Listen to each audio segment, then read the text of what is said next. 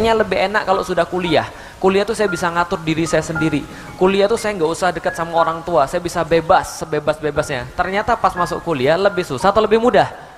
Nah, apalagi yang sudah limited edition gitu kan ya, nggak lulus-lulus, skripsi, nyari dosen nggak dapet-dapet gitu ya, susah banget mau ngedraft gitu kan ya. Lalu ditanya kapan kawin, kapan kawin, kapan kawin, itu ternyata lebih susah lagi ketika masuk kuliah. Nah, ini kemudian ketika mahasiswa orang berpikir, kayaknya enak kalau sudah nikah. Ada di antara teman-teman yang mikir begitu?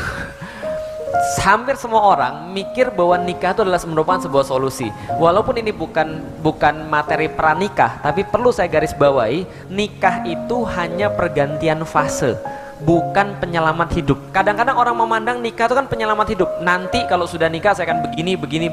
Nanti kalau sudah nikah saya akan begini. Nggak bakal terjadi. Kenapa? Karena nikah itu cuma pergantian fase. Yang antum akan dapatkan setelah nikah adalah apa yang antum perbuat sebelum nikah. Sebenarnya begitu. Maka kalau ada banyak orang, nanti kalau sudah nikah, nanti kan enak ada istri yang masakin malam-malam, lalu kemudian nanti nyediain teh dan segala macam menenangkan. Itu pikiran orang yang belum nikah.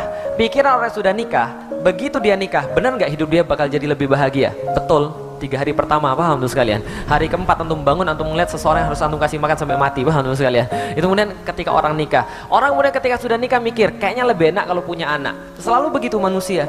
Manusia senantiasa ngarep dalam keadaan konstan. Karena itulah dia selalu susah dalam keadaan konstan. Nggak ada satupun manusia yang bisa lewat dari yang namanya ujian. Kalau manusia saja nggak bisa lewat daripada ujian, apalagi kalau dia mengatakan bahwa dirinya beriman. Di situ letak yang penting yakin. Kenapa? Anda lihat, di mana-mana meme yang penting yakin itu pasti senantiasa dihadapkan pada tantangan. Bahkan keyakinan itulah baru diuji ketika ada yang namanya tantangan. Kalau Anda mengatakan Anda yakin, Anda sudah tahu, Anda sudah paham, tapi Anda nggak pernah diuji, itu berarti Anda belum teruji pemahaman Anda. Kapal misalnya, kapal itu memang dibuat di dermaga, dan selama dia berada di dermaga dia aman, tapi bukan tujuan itu kapal dibuat. Tujuan kapal dibuat untuk apa? Untuk mengarungi lautan. Ketika dia sudah ketemu ombak, ketika dia sudah ketemu badai, baru teruji ini kapal atau bukan, gitu loh maksudnya. Nah, maka yang namanya ujian ini senantiasa ada konstan pada kita, baik itu dari luar ataupun dari dalam. Antum mau bikin pengajian apapun akan ada yang mencemooh. Antum mau bikin masjid model apapun akan ada yang mencemooh. Bahkan antum nggak ngapa-ngapain aja ada yang mencemooh, paham teman sekalian? Ini kan sudah sesuatu yang konstan dalam hidup kita. Anda nggak ngapa-ngapain, Anda juga pasti akan susah. Konstan. Manusia tuh konstan dalam keadaan susah. Orang mau membela Islam, dia bakal susah. Orang nggak mau membela Islam, dia juga bakal susah.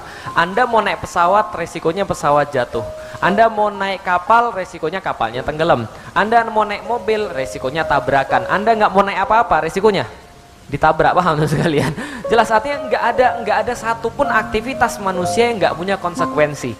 Segala sesuatu itu menghantarkan Anda pada satu cobaan yang bersifat konstan. Sekali lagi, Anda nggak mungkin bisa keluar dari sini. Maka satu-satunya cara karena kita nggak bisa keluar daripada cobaan adalah cara untuk memanai cobaan seperti apa.